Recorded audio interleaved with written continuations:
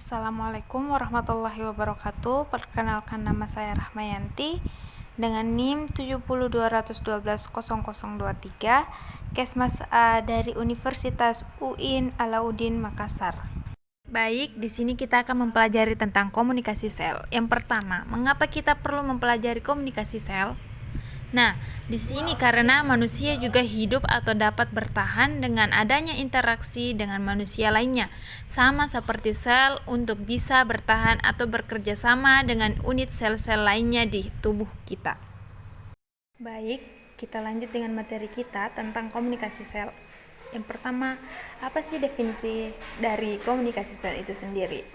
Nah, kita lihat di sini tentang yang pertama, komunikasi. Komunikasi ini merupakan aktivitas dasar sebagai sarana untuk dapat saling berhubungan satu sama lain dalam seluruh dimensi kehidupan, sehingga dapat dikatakan bahwa dengan komunikasi segala sesuatu dapat terkoordinasi untuk menghasilkan efek atau hasil tertentu.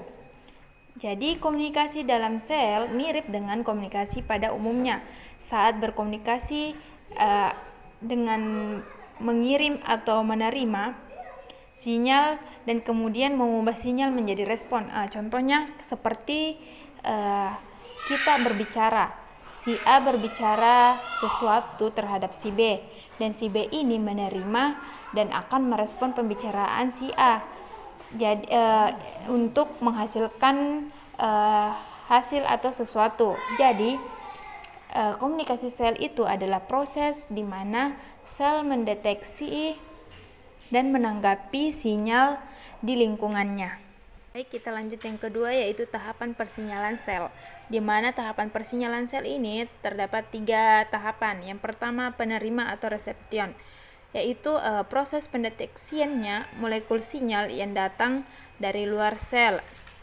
Terus berdasarkan sifatnya molekul sinyal penerima dapat dilakukan oleh protein reseptor yang terdapat di membran plasma dan sitoplasma. Dan yang kedua ada transduksi atau pengolahan sinyal, yaitu merupakan urutan perubahan dalam sederetan molekul yang berbeda dan disebut jalur transduksi sinyal. Dan pada tahap ini terdapat perubahan sinyal menjadi suatu bentuk yang dapat menimbulkan respons seluler spesifik. Dan yang ketiga yaitu adalah respon, yaitu berupa aktivitas seluler sebagai katalisis enzim atau penyusunan kembali sitoskeleton untuk aktivitas gen yang bersifat spesifik. Kita lanjut materi selanjutnya, yaitu penerimaan sinyal dan instansi transduksi.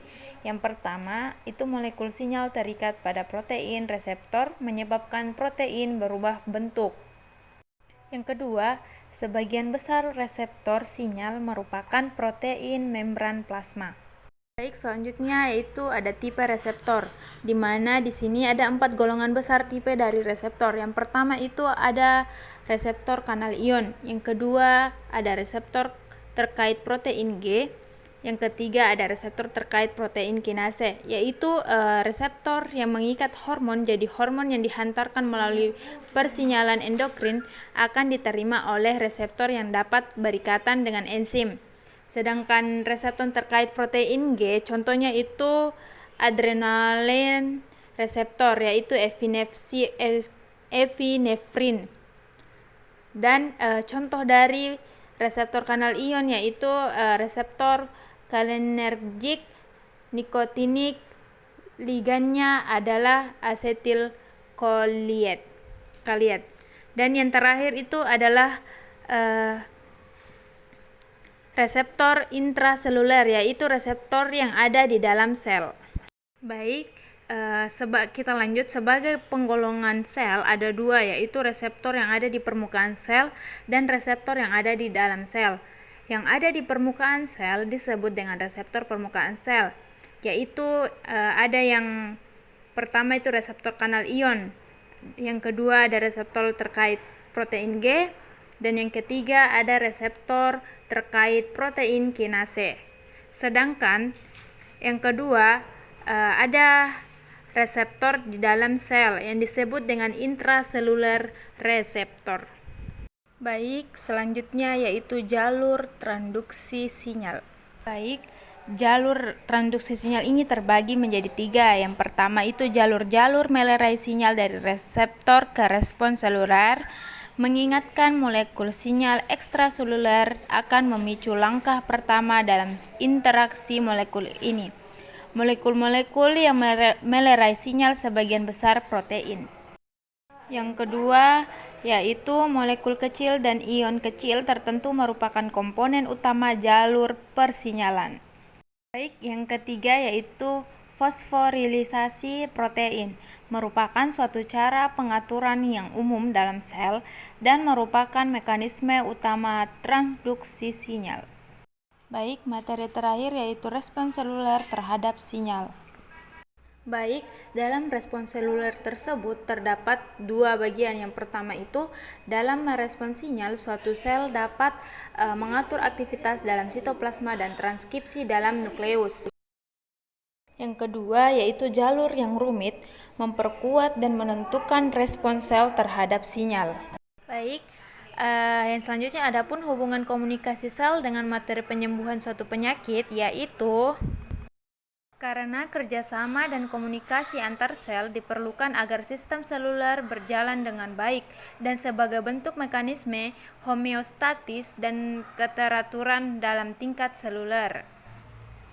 Transduksi sinyal seluler merupakan cara sel untuk berkomunikasi untuk dapat beradaptasi terhadap perubahan lingkungan sekitar.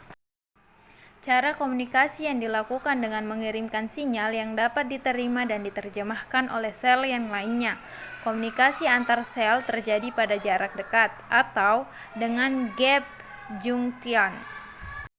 Dan pada jarak jauh dengan impuls saraf dan media kimia, hubungan kerjasama ini sangatlah penting karena mekanisme pensinyalan sel dapat digunakan untuk pengobatan penyakit seperti kanker akibat kesalahan dalam pensinyalan sel dan penumbuhan jaringan baru. Adapun nilai karakter yang bisa diambil dari komunikasi sel yaitu: yang pertama, ukuran sel yang kecil itu mengajarkan bahwa suatu hal itu berharga. Dan yang kedua, belajar bertanggung jawab terhadap sesuatu yang dikerjakan seperti organel sel di dalam tubuh kita.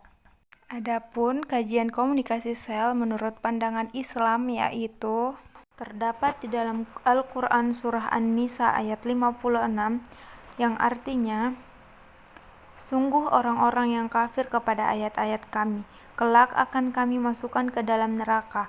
Setiap kali kulit mereka hangus, kami ganti dengan kulit yang lain, agar mereka merasakan azab.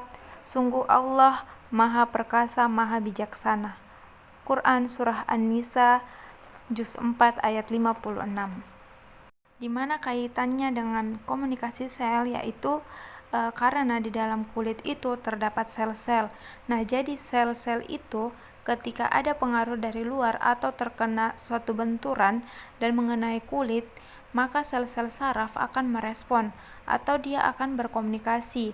Kemudian akan dibawa ke otak dan otak akan merespon balik dengan berupa gerakan. Baik, mungkin cukup sekian pembahasan dari saya mengenai komunikasi sel. Lebih dan kurangnya mohon dimaafkan. Wassalamualaikum warahmatullahi wabarakatuh.